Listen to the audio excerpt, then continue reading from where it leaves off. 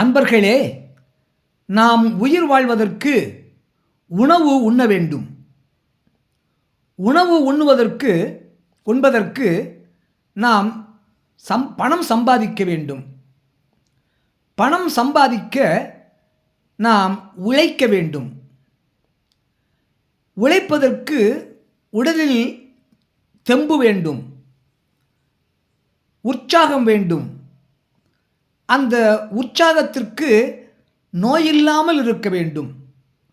உடல் ஆரோக்கியம் காப்பாற்றப்பட வேண்டும்.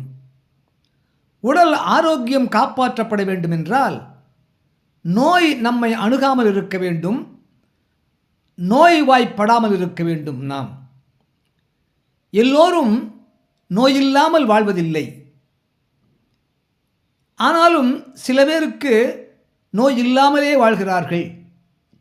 நோய் இல்லாமல் வாழ்வதும் நோயால் அவதிப்பட்டு வாழ்வதும் அவரவர் ஜாதகத்தை பொறுத்துத்தான். நோய் இல்லாமல் வாழ வேண்டும் என்றால் ஜாதகத்திலே லக்னத்திலிருந்து 6ஆம் இடமாகிய நோய் தரக்கூடிய அந்த ஸ்தானத்தை குரு பகவான் பார்க்க வேண்டும். லக்னத்திலிருந்து 2ஆம் இடத்திலோ அல்லது 10ஆம் இடத்திலோ அல்லது 12ஆம் இடத்திலோ குரு பகவான் இருந்தால் அந்த குரு பகவான் நோய் தரக்கூடிய அந்த 6ஆம் இடத்தை பார்ப்பதனாலே அந்த ஜாதகருக்கு நோய் இல்லை.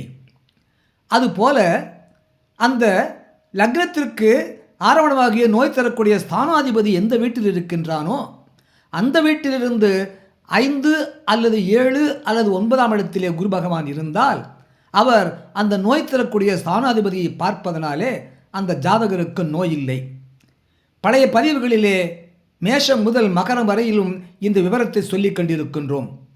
அடுத்து கும்ப லக்னத்திலே பிறந்தவர்களுக்கு லக்னத்திற்கு 2ஆம் இடத்திலோ 10ஆம் இடத்திலோ அல்லது 12ஆம் இடத்திலோ குரு பகவான் இருந்தால் அந்த குரு பகவான் அந்த கும்ப லக்னத்திற்கு 6ஆம் இடமாகிய நோய் தரக்கூடிய ஸ்தானத்தை பார்ப்பதனாலே அவருக்கு நோய் இல்லை. மேலும் அந்த கும்ப லக்னத்திற்கு 6ஆம் இடமாகிய நோய் தரக்கூடிய ஸ்தானமாகிய கடகத்திற்கு அதிபதியாகிய சந்திர பகவான் எந்த வீட்டில் இருக்கின்றானோ அந்த சந்திர பகவான் இருக்கின்ற வீட்டிலிருந்து 5ஆம் இடத்திலோ அல்லது 7ஆம் இடத்திலோ அல்லது 9ஆம் இடத்திலோ குரு பகவான் இருந்தால் அந்த சந்திரனுக்கு 5, 7, 9ஆம் இடத்திலே குரு பகவான் இருந்தால் அந்த குரு பகவான் அந்த சந்திரனை பார்க்க கும்ப லக்னத்திற்கு நோய் தரக்கூடிய 6ஆம் இடமாகிய கடகத்திற்கு அதிபதியாகிய சந்திரனை குரு பார்ப்பதனாலே அந்த கும்ப லக்னத்தில் பிறந்தவர்களுக்கு நோய் வராது. நோய் இல்லாமல் வாழ